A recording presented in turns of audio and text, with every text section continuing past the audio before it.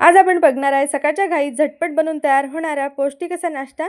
त्यासाठी इथे एक मिक्सिंग बाउल घेतलेला आहे। त्यामध्ये 1 वाटी बेसन, पाव वाटी बारीक रवा आणि अर्धी वाटी गव्हाचं पीठ घेतलेलं आहे। चवीनुसार मीठ, थोडासा ओवा आणि हळद, गरम मसाला, लाल तिखट आणि धणे पावडर टाकून घेतलेली आहे। तसेच यामध्ये आवडीनुसार भाज्या टाकून घ्यायच्या आहेत।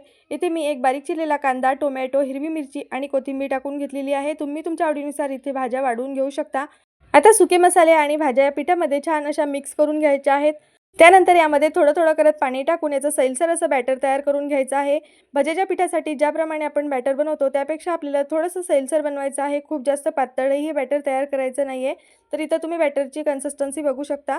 तर आता तुमच्या लक्षात आलंच असेल की आज आपण नाश्त्यासाठी बनवत आहे बेसनचे धिरडे। त्यासाठी इथे बघा मी डोसा पॅन गरम करून घेतलेला आहे। पॅनला थोडंसं तेल लावून घ्यायचं आहे आणि पॅनवरती 2-3 चमचे एवढं बॅटर टाकून छान असं धिरडं तव्यावरती पसरून घ्यायचं आहे। त्यानंतर थोडंसं तेल टाकून घ्यायचं आहे आणि दोन्ही बाजूने अलटून पलटून हे धिरडं छान असं भाजून घ्यायचं आहे। तर तुम्ही बघू शकता किती छान असं हे बेसनाचं धिरडं बनवून तयार झालेलं आहे। सकाळच्या घाईत झटपट तसेच अतिशय पौष्टिक बनवून तयार होणारा असा हा नाश्ता आहे।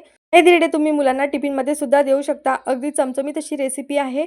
आता राहिलेल्या सगळ्या बॅटरचे धिरडे मी सारख्याच पद्धतीने बनवून घेते। या धिरड्यासोबत चटणीची वगैरे सुद्धा आवश्यकता नाही आहे। टोमॅटो सॉस बरोबर सुद्धा हे धिरडे खूप छान लागतात। तुम्ही बघू शकता हे धिरडे किती छान मस्त अगदी सॉफ्ट आणि लुसलुशीत असे बनवून तयार झालेले आहेत।